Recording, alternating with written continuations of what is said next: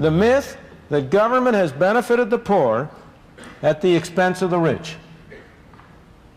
That's the myth. Those are the terms on which many a governmental program is sold. What is the reality? The reality has been described in an article in the Journal of Law and Economics by my colleague George Stigler under the title of Director's Law. And Director is the name of Aaron Director, who was a professor at the University of Chicago Law School. And I might also say my brother-in-law. Director's law is that almost invariably government programs benefit the middle income class at the expense of the very poor and the very rich. Now, that may seem to you strange, but let me first explain why it makes logical sense, and second, give you some empirical evidence, starting right here at home with higher education and the state financing of higher education. On the logical level, you have a political system under which laws are passed by 51% of the people voting one way against 49% of the people. Now, the way to get a law passed, therefore, is to form a coalition covering 51% of the people. You might think that you would take the bottom 51% versus the top 49%. But the more you think about it, the more you realize that that's not a very effective way to form a coalition. Why?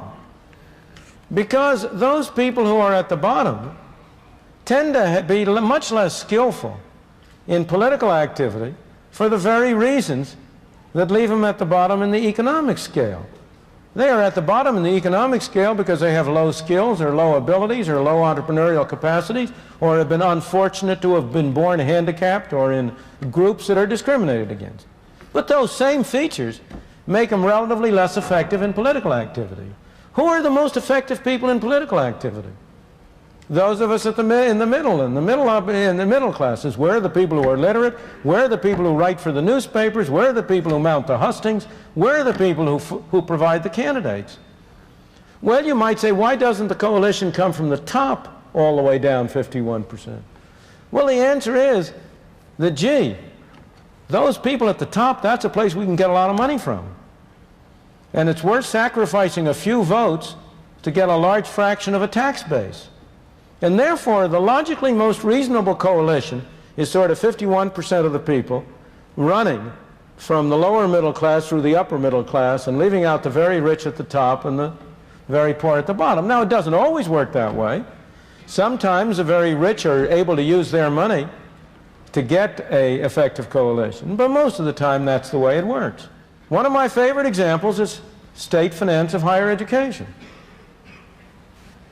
This is always sold on the ground of providing opportunities to everybody in the society to get an education. But what are the facts?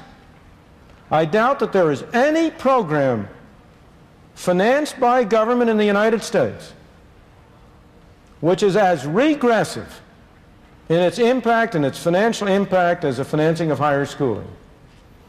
Who are the people who go to school? Who are the people who are attending this university? Mostly people who come from middle, upper middle, or lower middle income class families. If there are a few among you who come from lower income families, you are going to be among the middle and upper income classes. You are the richer among the poor. They are the people who go to school. They are the people who get the benefit from it. Your training here will enable you to get higher incomes than you otherwise could. Who pays for it? Well, you pay for it, and your family and friends pay for it, not through tuition. I'm told your tuition covers about 15% of the cost of your schooling. The taxpayers pay for it, including the people who don't go to school. Some years ago, there was a study made for the state of California which showed that 50% of the students at state-supported institutions of higher education came from the top 25% of the income class, and 5% came from the bottom 25% of the income class. I myself am a beneficiary of state support of higher education. I went through a school that has since become a state university, Rutgers University in the state of New Jersey, on a state scholarship. Now, I think I benefited from going to the university, although I know, and I think even maybe the country at large did, although I know there are many people who disagree with that. But there's no reason why I shouldn't have paid for it. What did the poor citizens in New Jersey get? The day I graduated from college, I left New Jersey, and I've hardly ever been back since. There's a strong case to be made that everybody who wants to go to university should have an opportunity to do so, provided he's willing to pay for it. Not necessarily right now. It's highly desirable to have arrangements under which he can borrow now to pay it back later out of a higher income that his education will make possible. But there is no justification for imposing taxes on lower income people to finance the schooling of people who are or will be in the higher income groups. And yet, how much political movement is there to impose full cost tuition on colleges? There is nobody who would have a ghost of a chance of being elected to a legislature or to the state house on that program. It's the hardest thing in the world legislatively to get higher tuitions imposed. Why? Because the middle class looks after itself. Because of director's law. Now, what's true for higher education is true in every other area. Consider Social Security. Now, Social Security is also sold as a program to benefit the poor. What are the facts? Social Security is a program which imposes unduly heavy taxes on the lower income groups in the society to provide higher benefits to upper income groups in the society. How does it work?